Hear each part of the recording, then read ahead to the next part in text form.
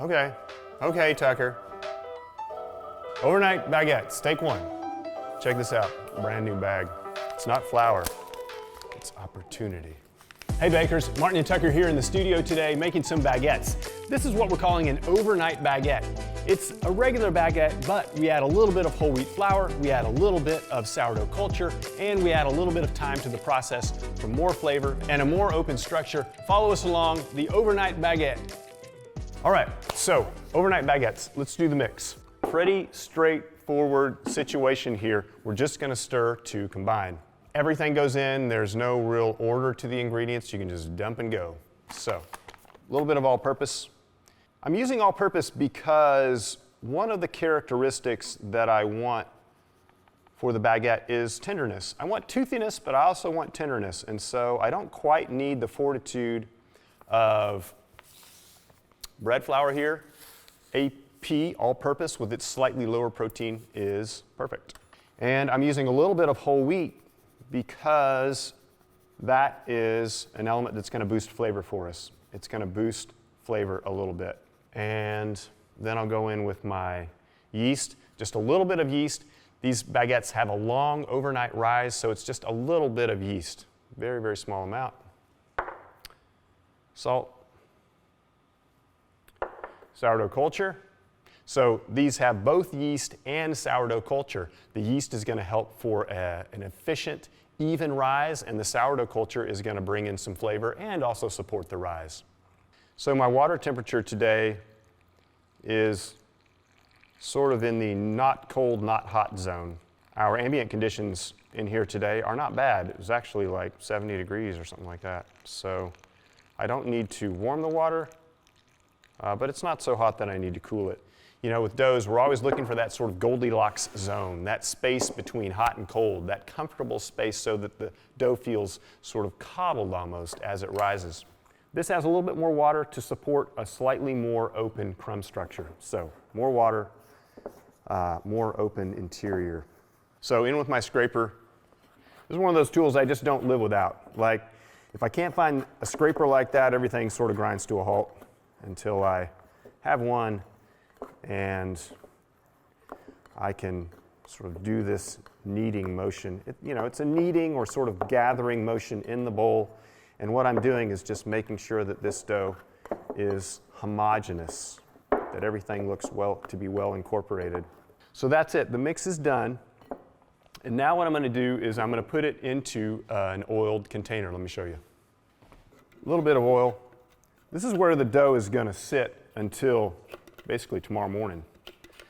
And my dough goes in, and you can see it's soft, right? Overnight, the dough is going to strengthen. It's going to strengthen, and so we can sort of be a little bit stickier than is comfortable right now, knowing that overnight we're going to gain some strength and it'll sort of set up. So we're going to cover it 30 minutes, we're going to come back and we're going to give it a fold. Okay, let's fold. So it's been half an hour, and in that time, the dough is developing strength. So without kneading, just using time, this dough is stronger. It has more elasticity. It has more extensibility than it had when we mixed. Let me show you what I mean. So with a wet hand, into the bowl, and look, you can see how it stretches. And if you've made other things like our pain de cristal, you know how, with time, strength develops. So you can see how beautifully this dough stretches. Look, I can almost window pane that after just half an hour. So I'm going around the bowl, I'm stretching and pressing. Stretch up, press down. Stretch up, press down. This is a bowl fold, basically just a bowl fold. I just go until the dough feels like it's tensioned. And then once I have some tension to it, then all I'm going to do is I'm going to turn it over in the bowl, in my container, and I'll just smooth it out for a second. And then we're going to give it another half hour, and then we'll put it in the fridge for 8 to 24 hours overnight. Okay, the dough is mixed and folded, and it's had its 30 minutes after the fold, and now it's ready to go into the cold phase of its fermentation. Now, when I come back to this dough tomorrow morning, I want to see that it has risen. I want to see how much it's risen. And so the way that I do that is I use a piece of tape and I sort of mark where the dough is right now, and then tomorrow when I come to it, I'll be able to see what the level of rise is. So, put your lid on, put it in cold place, and I'll be back. So, it's time to divide the baguettes. This is a batch that I mixed last night, and then I gave some bulk fermentation to with the fold, and then it went into my fridge overnight, and now they are ready to be divided. It's ready to go. Look, you can see that I've got at least a 2 times rise on this, so that piece of tape that we put, that's my way of sort of knowing, okay, how much activity do I have? These were active overnight, they're very happy, they're ready to divide. I'm ready to divide, Tucker's ready to film us dividing. Let's divide. So a little bit of flour on the bench just to keep things from sticking. And as I keep saying, this is a relatively sticky dough. This is not the place, this is not the baguette that you want to begin your sort of baguette journey with. Go practice the classic baguette first. We've got a great video for it, and then come back here and try this one, okay? Because it's a little sticky, that's what I'm trying to say. It's a little bit sticky. And you can see when I dump it out, there's some bubbling. We know that this is a nice active dough. Okay, so we're gonna divide it. A little bit of flour on top. And again, just so that it doesn't completely stick to me. And then if you want, you can just sort of work around and make sure that it's not adhered to the bench. And I need 3 pieces out of this, each of which will weigh about 250 grams. I always tell people, don't fret about like 5 grams when you're dividing dough, like 5 grams, plus or minus 5 is fine. Now what we want to do is we want to pre-shape. And if you've seen the other baguette videos, you know the importance of pre-shaping. Pre-shaping is like that stop along the way to a beautiful final shape. It organizes the dough. It helps us proceed to the final shaping step with a form which is even and easier to control or shape in a beautiful way. So what I'm going to do for these is a tube pre-shape, You could also do a round, but I like the tube for these. So hands underneath, give the dough a little fold to the center, and again, not touching the top, touching the underneath portion. Underneath, fold to the center, and you can see how I now have a little bit of a rectangle, right? I just make sure that I'm still not, I just double check that I'm not stuck to the bench. One good trick, and I'll show you on the next one, is to have a little bit of flour off to the side. So it's not in my workspace proper, it's off to the side. So if I need some flour, say I were sticking a little bit, I can go over there, I can grab some flour, and basically the sticky portion of the dough will find that flour, it will adhere, and then I can come back and I'm just making sure that the dough is still floating on the bench, it's not adhered. And then I'm just going to roll it down, stretching up just a little bit and pressing to seal. And I end up with this nice little sort of package. It's like a little tube. Right? I want it to be tubular. I want it to almost be architectural in its sort of uniformity, right? It's round, but it has square edges. If you don't get that on the first time, guess what? You got 2 more pieces to try with.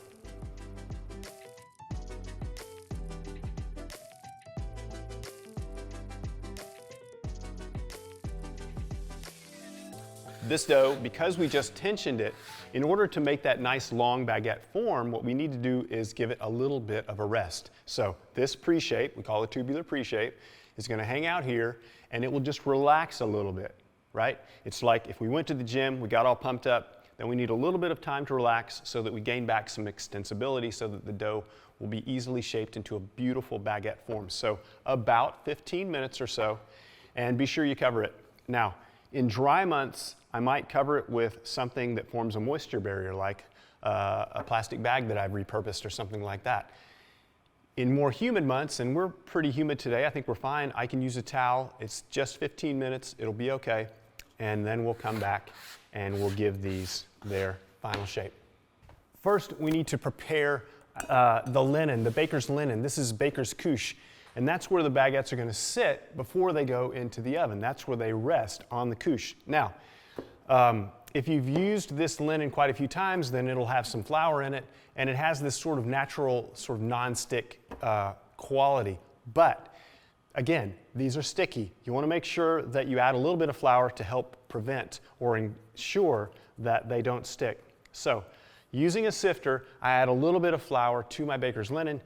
I use a mix of all-purpose and whole wheat. I like it to have a little bit of color to it because think about it. In the baguette, there is both whole wheat and white flour. And so I don't just want to put white on the outside. I want a little bit of the texture and hue of the whole wheat. So a light dusting of the whole wheat and white on the couche. My baguettes that I'm going to make are going to get loaded into the oven on a sheet of parchment, right? My baking stone is exactly the size of a half sheet of parchment paper. This stuff comes pre-cut. I couldn't live without it. When I go to roll the baguettes, I'm thinking ahead to the size of this sort of playing field, right? It's the length of a half sheet of paper because it matches my baking stone. If you have a smaller baking stone, make sure you shape smaller baguettes, otherwise the ends are going to fall off your stone, right? Okay, so just keeping in mind, thinking ahead to the dimensions of what you have to work with. Okay, we've got our sleeping baguette dough here. Okay, so a wisp of flour on the bench, just a wisp. These are resting seam side down, right? Right now my baguettes are resting on the bench seam side down, and that seam I want to have on the internal portion of the baguette, right? I want that seam on the inside, so I'm going to turn them here and I'm going to invert them, right? I'm going to invert them. Pat gently, elongate slightly. If they feel sticky at all on the bottom side, like that one had just a little bit, make sure you don't get any of that dough. Grab a little bit of flour and then come back. So I'm going to fold that edge that's away from me down about 2/3 of the way or so. I'm going to invert it. This is technically kind of a letter fold, right? I'm kind of making like a letter. And then I'm going to fold that edge. I inverted the dough piece by 180 degrees. Came back, folded it toward me, and now I'm ready to make the final shape where I'm going to take this edge that's away from me and bring it to that leading edge, the edge closest to me. And I'll do that by lifting and just pressing gently to seal, making my way down. And I'm not mashing on the top of the dough, I'm just pressing with the force required to seal that edge which is next to me. Okay? I make sure that I'm not stuck. If you feel like you need a little bit more flour on your work surface, that's okay. Go grab a little bit of flour, come back, put it in there, just a wisp. Now, thinking about the length of my tray here, I'm going to roll it back and forth, starting in the middle, until I get down to about the size I want. How do you know what size you want? Well, you got to practice. Sorry, there are no shortcuts. And then, with my fingers and palm on the bench, I roll back and forth, and then you see how I'm actually rolling. There's actually a fair amount of travel to this baguette. I'm rolling, right? And I slight press to taper the ends. I've got my seam on top, and then I'm going to transfer it over. And when I put it here, I'm putting it seam side up, okay? Seam side up. The reason for that is that I want that show side, the top side where I'm going to score the loaf, I want that to have a little bit of flour on it. It's going to add visual appeal. It's going to add textural appeal to the baguette. So they rest seam side up on the couche, on this baker's linen. I pleat it in between because I don't want it to stick to the adjacent baguette, right? So I pleat it and I'm ready to do another one. Okay, less talking, more shaping.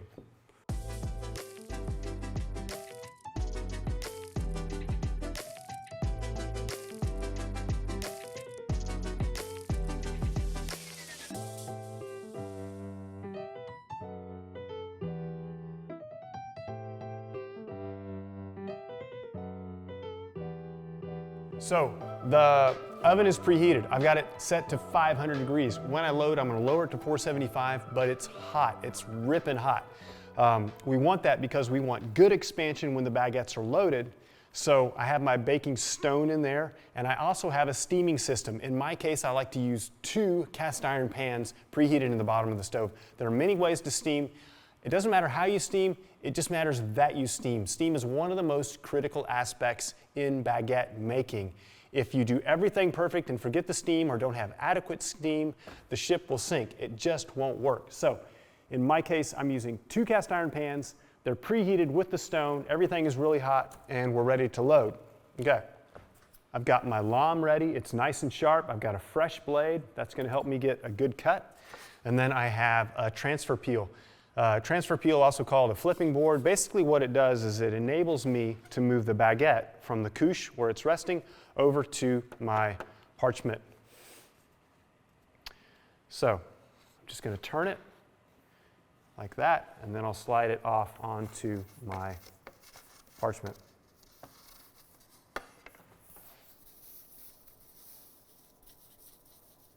And I can make a little bit of a final adjustment, just making sure that it's straight, making sure that I transferred it well. I like to use parchment because it enables me to slide the baguettes onto my baking stone a little bit more easily.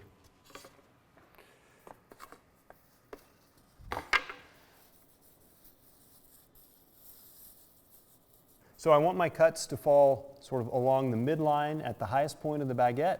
I'm going to make about 5 to 6, and they overlap by about 1/3.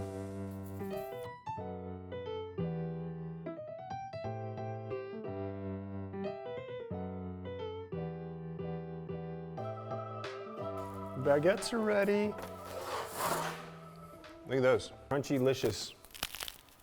Wow, it's got great crunch.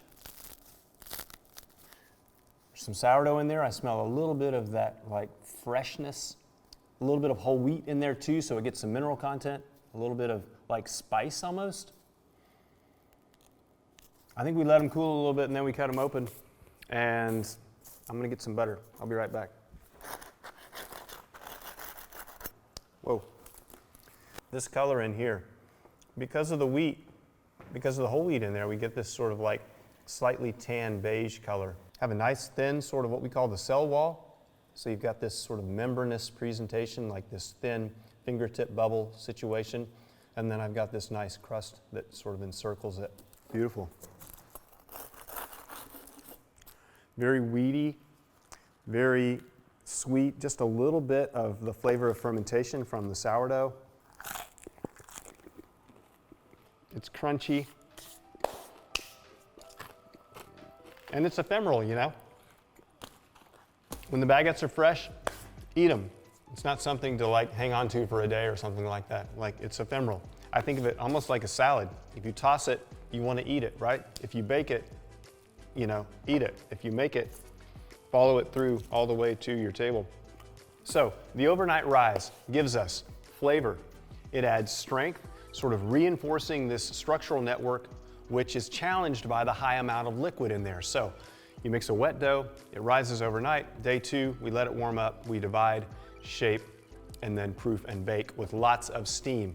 And that process is what gives this baguette its beauty. It gives it also this internal structure which we find attractive and which aids the eating quality. It makes it feel lighter. Beautiful overnight baguette, lots of butter, a little bit of whole wheat in there, a little bit of sourdough culture. So start with the classic baguette and then work your way up to this. It's a little bit more challenging. The dough is more difficult to handle, but the reward is there with structure and with flavor. Overnight baguette, boom. There you go, Tucker. It's not nice to eat in front of people.